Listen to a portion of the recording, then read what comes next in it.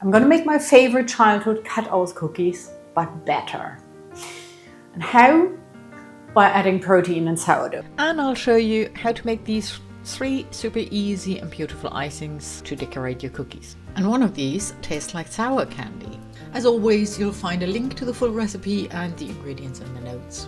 Now you want to start by zesting your lemon and then rubbing it into your sugar until you have this super fragrant kind of lemon and sugar mix that gives your cookies the perfect lemony flavor. Your ingredients are ideally room temperature.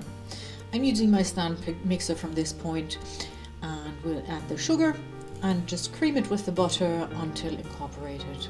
As opposed to sugar cookies, you just want to whip it until cream and not fluffy, so the cookies don't rise. And for the same reason, I'm adding corn flour here, which will inhibit the gluten formation.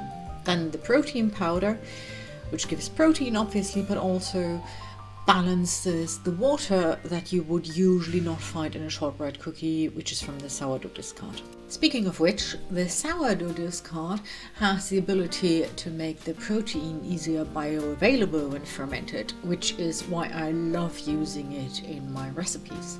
Now I've added the sourdough discard vanilla and all the mixed together dry ingredients to the butter sugar mix and just kneaded them until I had ever so slightly crumbly dough. Now because this is shortbread, I want to handle this as little as possible, so I just pat it together with my hands on cling film so I can put it in the fridge easily. And then in this case I roll it out between 2 layers of cling film to make it very, very easy and very non-sticky. And you have 2 options now. You can either go for the Walker's kind of style, which is what I'm doing here, roll it into a rectangular shape and just slice it later, or you can go for the rollout cookies, which are slightly thinner and larger, and both options will then go into the fridge for a few hours or up to 3 days to be ready and really cold when you want to cut them out. Now once the dough is cold, you can cut out the cookies as I did here. I used the Walker's biscuit to get the right shape and size, and then I pricked them with a fork to get the classic pattern. Or you can use cookie cutters to get any shape or size you would like, and whichever shape you're using, bake them at 350 Fahrenheit, 175 degrees Celsius for about 10 to 12 minutes until they're really light golden brown at the edges and have a really nice crisp white.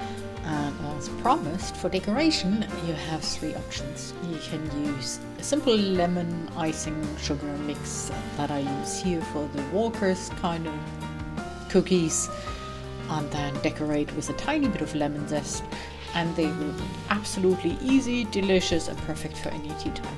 Or you can do a royal icing and try your hand at decorating, which I'm failing miserably at. Or use this marble trick I found, which is absolutely stunning. So you use royal icing, put a few drops food color in it, swirl it, and then comes the really fun part. You start dipping your cookies into it, and they come out in the most beautiful colors and shapes that you can imagine, and every single one of them will be unique.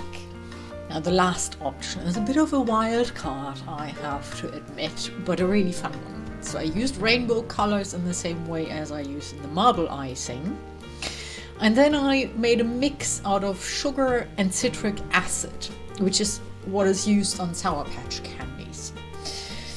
And so I dipped the cookies into the rainbow color and then right away into the sugar, having them coated with this kind of sparkly and sour topping. And this might be controversial, but I really love these. So those are my 3 options. You find all the details in the link with the blog post and recipe and with lots of information. And if you like this video, I would love it if you would subscribe and give it a like. It helps me a lot.